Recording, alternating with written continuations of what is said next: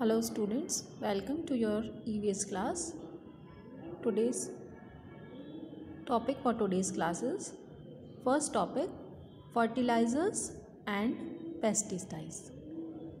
Fertilisers क्या होते हैं? फर्टिलाइज़र्स जो सॉइल को फर्टाइल बनाते हैं, उर्वरक बनाते हैं, उपजाऊ बनाते हैं। तो जो चीज़ें डालने से सॉइल फर्टाइल होती है वो फर्टिलाइज़र्स कहलाते हैं। और पेस्टिसाइड्स वो चीज़ें होती हैं जो पेस्ट को यानी कि जो छोटे छोटे कीड़े वगैरह होते हैं उनको मारने के लिए हेल्प किए जाते हैं, तो वो पेस्टिसाइड्स कहलाते हैं। ये हो गए fertilisers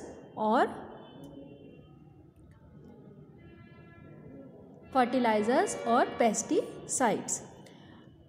first thing is to obtain good quality of crops fertilizers are used in the fields.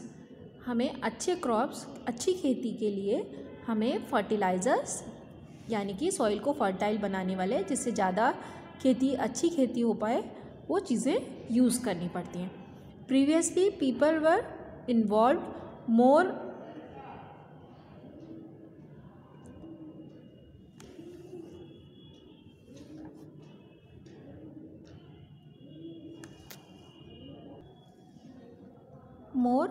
In animal rearing. पहले के जो लोग थे वो एनिमल रेयरिंग मतलब एनिमल्स को पालते थे। ज़्यादातर किसानों के यहाँ एनिमल्स, जानवरों को पाला जाता था, जैसे कि गाय को पाला, बकरी को, इन सब को पाला जाता था। तो उससे क्या होता था, उनके पास उनका जो वेस्ट यानी कि गोबर वो होता था, उससे वो उसके लिए खाद बना लेते थे। लेकिन अभी सारे फार्मर्स के पास एनिमल्स नहीं होते हैं, इसलिए अब उनको या तो फर्टिलाइज़र्स ख़रीदने पड़ते हैं, नेचुरल फर्टिलाइज़र्स या तो उनको ख़रीदने पड़ते हैं, या फिर उनको उसके लिए केमिकल फर्टिलाइज़र्स यूज़ करने पड़ते हैं। The dung of those animals was collected at one place and then put in the field as fertilizer as per the requirement. और फिर वो क्या करते थे, जो उनके पास एनिमल्स होते थे वो उनके डंग को, गोबर को एक जगह इकट्ठा करके वहाँ पे फर्टिलाइज़र बनाते थे, और जहाँ खेत में ज़रूरत होती थी वहाँ उसको रिक्वायरमेंट मतलब ज़रूरत होती थी वहाँ पर उसको डालते थे। Nowadays chemical fertilizers are used to have maximum crop yield like urea, DAP etcetera. लेकिन आजकल केमिकल फर्टिलाइज़र्स ज़्यादातर यूज़ होते हैं खेतों में डालने के लिए, जैसे कि यूरिया और DAP। ये फर्टिलाइज़र्स केमिकल फर्टिलाइज़र्स के नेम्स हैं। Which two chemical fertilisers we use maximumly urea and DAP। It is essential to keep proper precautions while using these chemical fertilisers. और केमिकल फर्टिलाइज़र्स यूज़ करने के लिए हमें क्या करना होता है, केमिकल फर्टिलाइज़र्स जब यूज़ किए जा रहे हैं तो हमें ज़्यादातर प्रिकॉशंस यानी कि सावधानी रखनी पड़ती है। क्यों रखनी पड़ती है? क्योंकि केमिकल फर्टिलाइज़र्स जो होते हैं उनसे कुछ नुकसान भी होते हैं, जैसे हेल्थ इश्यूज़ हो जाते हैं, हेल्थ को नुकसान पहुंचता है, जैसे headache, skin disease, stomach disease, ये सब होने लगती है। तो इसलिए हमें केमिकल फर्टिलाइज़र्स यूज़ करने के लिए हमें प्रिकॉशंस भी रखने पड़ते हैं। Due to excessive use of chemical fertilizers there is a gradual decrease in productivity of land. और ज़्यादा केमिकल फर्टिलाइज़र्स यूज़ होते हैं तो जो सॉइल होती है, जो लैंड होती है, वो भी कम उपजाऊ हो जाती है। इसलिए केमिकल फर्टिलाइज़र्स को बहुत ज़्यादा ज़रूरत होने पर यूज़ करा जाना चाहिए, और जो नेचुरल फर्टिलाइज़र्स है, जैसे डंग से बनते हैं या वेजिटेबल पील वगैरह से बना सकते हैं, वो यूज़ करना चाहिए। वो हेल्थ को भी नुकसान नहीं पहुंचाते और लैंड को भी फर्टाइल रखते हैं। Therefore, we should make maximum use of only organic and indigenous fertilizers। इसलिए हमें ऑर्गेनिक फर्टिलाइज़र्स बनाने चाहिए और इंडिजिनस फर्टिलाइज़र बनाने चाहिए। Next is how we make fertiliser. Let's prepare manure. हम कैसे फर्टिलाइज़र बनाएंगे? Dig a small pit in a corner of your school. अगर आप स्कूल आ रहे होते तो हम आपसे क्या करवा लेते कि स्कूल के एक कॉर्नर में हमें एक पिट, गड्ढा खोदा, ठीक है। फिर किस लिए खोद रहे हैं हम, एक छोटा सा गड्ढा खोदा हमने, उसमें आपने देखा है जैसे मान लीजिए पत्तियाँ वगैरह इकट्ठी करते हैं, प्लांट्स की कटिंग करते हैं, वो सारा जो गार्बेज होता है ना उसको उस पिट के अंदर हम इकट्ठा कर दें। इकट्ठा करने के बाद उसमें आपने, हमारे स्कूल में तो नहीं होता लेकिन जो दूसरे स्कूल्स होते हैं, कुछ स्कूल्स जो होते हैं उनमें जैसे लिखा हुआ है उसमें है ना मिड डे मील्स मिलते हैं। तो मिड डे मील में तो आपको पता है फिर वेजिटेबल्स भी यूज़ होंगी, तो वेजिटेबल्स यूज़ होंगे तो उनके जो पील होते हैं, उनके जो छिलके होते हैं, उनको भी मैन्योर बनाने के लिए यूज़ कर सकते हैं। तो उस पिट के अंदर ये चीज़ें भी डाल सकते हैं। लेकिन हम हमारे स्कूल में क्या इकट्ठा कर सकते हैं, हम हमारे स्कूल में इकट्ठा कर सकते हैं ये ड्राई लीव्स और ब्रांचेस, और फिर कुछ दिनों तक उसमें गड्ढे में ये सारी चीज़ें इकट्ठी कर दी और ऊपर से उसमें थोड़ा थोड़ा पानी डालते रहे, तो थोड़े दिन बाद वो फर्टिलाइज़र में कन्वर्ट हो जाता है जिसको प्लांट्स में यूज़ कर सकते हैं। इस तरीके से मैन्योर फर्टिलाइज़र बना सकते हैं। अब है स्टोरेज ऑफ फूड ग्रेन्स। अब जब जैसे आपको पता है कि जैसे गेहूं की फसल हो गई या चावल की फसल हो गई, ये ना सीजनल होते हैं, मतलब साल में एक बार ही उगते हैं, कुछ महीनों के लिए ही आते हैं, लेकिन हमें खाने के लिए तो हमेशा ही मिलते हैं। तो ये हमें कैसे मिल जाते हैं हमेशा, हमें इसलिए मिल जाते हैं क्योंकि इनको स्टोर करके रखा जाता है पूरे साल के लिए। कुछ तो घरों में भी आपने देखा होगा कि मम्मियाँ इकट्ठा करके रखती हैं ग्रेन्स को, तो वैसा ही किया जाता है। वैसे ही जो स्टोरेज रूम्स होते हैं वहाँ भी जो फार्मर्स होते हैं वो फूड ग्रेन्स को इकट्ठा करके रखते हैं। When the farmers harvest the crops from the field, the most important thing that they worry about is its storage. जब हार्वेस्ट हो जाता है, मतलब खेती को काट दिया जाता है, उसमें से बीज निकाल लिए, काम की जो चीज़ें वो इकट्ठी कर ली। अब जो फार्मर्स होते हैं उनके लिए मेन प्रॉब्लम होती है कि वो कैसे, वो किसके लिए ज़्यादा चिंता करते हैं कि अब उनको स्टोरेज कैसे करें। तो the food grains from the field are packed in sacks and then to secure places using tractors और bullock carts to through any other means of transport. मतलब चीज़ों को इकट्ठा करके, जो भी थ्रेश वगैरह है, जो हमारे काम की चीज़ें हैं, उसको बोरियों में इकट्ठा करके एक जगह से दूसरी जगह ले जाया जाता है।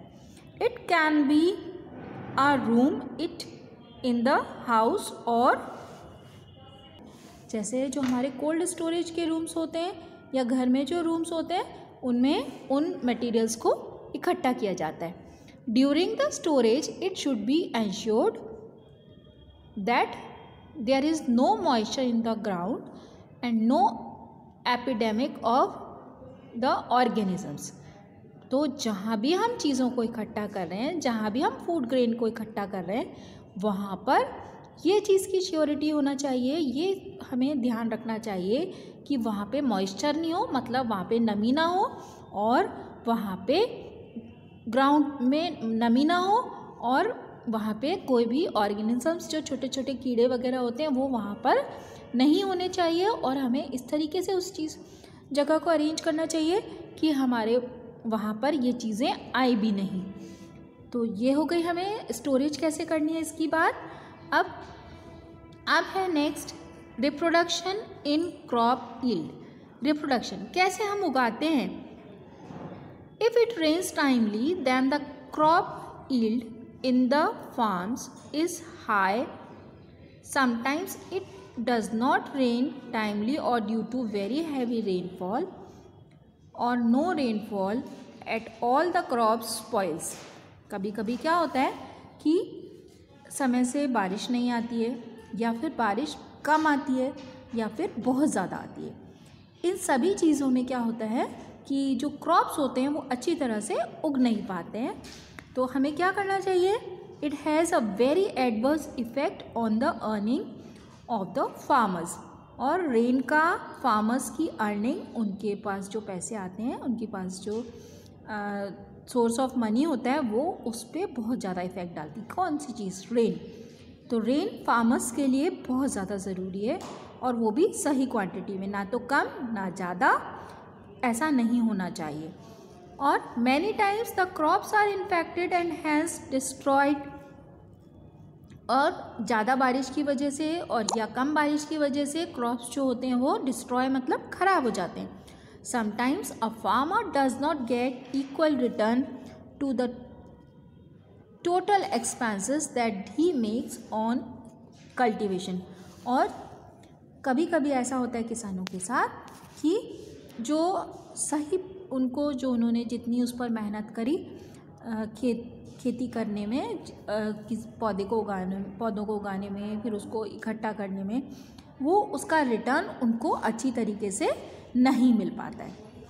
Human beings started animal rearing to fulfil their requirement. Due to this man started getting to facility of food transport and agriculture. अब एनिमल्स की, ह्यूमन बींग्स मतलब हम लोग, अपन सब, हमने क्या किया कि हम एनिमल्स को पालने लगे। क्यों पालने लगे? जिससे हमारी बहुत सारी चीज़ों की ज़रूरतें पूरी होती हैं। Due to this man started getting the facility of food transport and agriculture. इसकी वजह से हम क्या करते हैं कि हम खेती, उससे हमें कुछ एनिमल से हमें खाने की चीज़ें भी मिलती हैं। जैसे अगर मिल्क गिविंग एनिमल है तो उससे हमें मिल्क मिल जाएगा, और ट्रांसपोर्ट के लिए भी यूज़ होते हैं। एग्रीकल्चर में भी एनिमल्स यूज़ होते हैं, इसलिए एनिमल्स को पालने लग गए। The fair started being organised for buying and selling of animals. Animals को खरीदने के लिए, बेचने के लिए मेले भी होने लग गए। Festivals were being celebrated at the time of ripening of crops. और फेस्टिवल्स कब मनाते हैं? फेस्टिवल्स भी मनाए जाने लग गए जब क्रॉप्स को काटा जाता है। जैसे जो बैसाखी फेस्टिवल है ना, वो उसी के लिए होता है, उस समय खेती काटी जाती है पंजाब में। Today we also celebrate festivals and fairs such as animal fair in Pushkar on Kartik Purnima. और एनिमल फेयर पुष्कर में कब होता है? कार्तिक पूर्णिमा पर, जो ज़्यादातर नवंबर मंथ में आती है। Festival of Onam in Kerala at the time of harvesting. और ओनम का जो फेस्टिवल है वो केरला में मनाया जाता है जबकि हार्वेस्टिंग की जा रही होती है। Onam is celebrated on occasion of the ripening of crops of T, ginger, cardamom, black pepper, wheat as well as the onset of the pleasant season। और क्या क्या चीज़ें उगाई जाती हैं तब वहाँ पर? टी, जिंजर मतलब अदरक, कार्डमम मतलब इलायची, ब्लैक पेपर काली मिर्ची, ये सारी चीज़ें उगाई जाती हैं। Similarly on Makar Sankranti Pongal is celebrated in Tamil Nadu. तो जब हमारे राजस्थान में, नॉर्थ इंडिया में मकर संक्रांति मनाई जाती है, तब तमिलनाडु में होता है Pongal festival. At this time the harvesting of rice crop starts. उस समय राइस क्रॉप जो होता है, चावल की खेती की हार्वेस्टिंग हो रही होती है। That's all for today's class. Thank you children.